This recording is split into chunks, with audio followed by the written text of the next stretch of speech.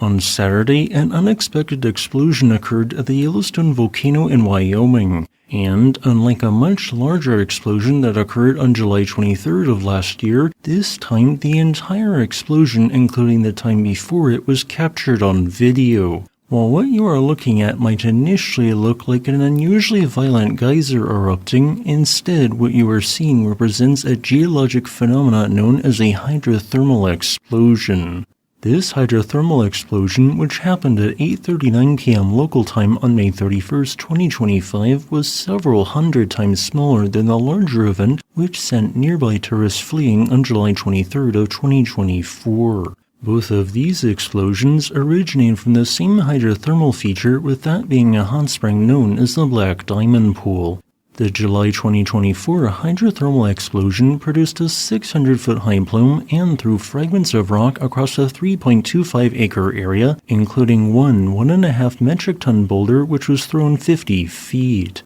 In contrast, the May 2025 explosion only produced an estimated 60-foot high plume, and its ejected rock fragments almost entirely remained within the hot spring the explosion originated from. While it is difficult to determine the size of the crater produced by these two events, I suggest the approximate values shown on screen. The Black Diamond Pool has a history of producing multiple hydrothermal explosions in the time span of 12 months, with multiple such explosions occurring each year between 2006 and 2012 due to increased heat flow into Biscuit Basin. There is the potential that another such increased heat flow episode could be occurring there today, suggesting that the specific conditions that generated the last two hydrothermal explosions at the Black Diamond Pool might still exist, meaning, in my opinion, the closure of that particular area may need to be extended. But why do these hydrothermal explosions occur in the first place? How often do these events occur, and do they indicate anything about the broader Yellowstone volcano? While both phreatic volcanic eruptions and hydrothermal explosions involve water flushing to steam which then explodes, hydrothermal explosions are not a form of volcanic eruption and can occur in completely non-volcanic areas such as Lake City, California in 1951.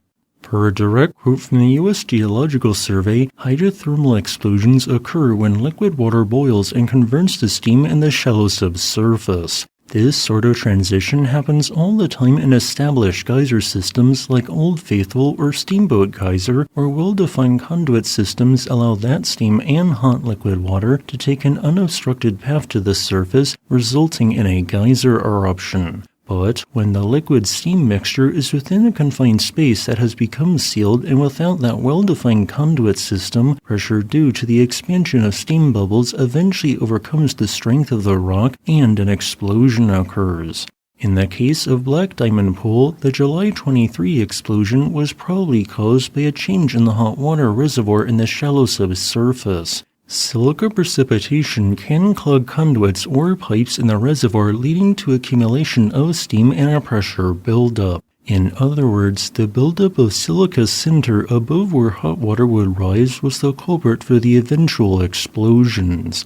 Hydrothermal explosions with the intensity seen on May 31, 2025 in Biscuit Basin and on April 15, 2024 in Porcelain Terrace are modeled to occur about once every 13 to 14 months, forming around a 5-foot wide crater in the ground. In contrast, while the far larger July 2024 explosion was seemingly the largest such event in the national park in 38 years, models suggest similar magnitude hydrothermal explosions occur in Yellowstone once every 12.5 years. Hydrothermal explosions become significantly less frequent the larger in size they become, but they have in the last 20,000 years created up to 1.7-mile wide craters in the ground. Thankfully, these hydrothermal explosions do not have any meaning attributed to them, suggesting changes to the overall Yellowstone volcano, with them only being potentially linked to minor changes in the heat flow of water within the Biscuit Basin. These events might incorrectly seem to be getting more common in the 21st versus 20th centuries, but that is only because we now have monitoring equipment which can better detect events which otherwise would have been mostly missed in our prior century. As a final note, I would like to thank my new patron 7 Bark for supporting this channel.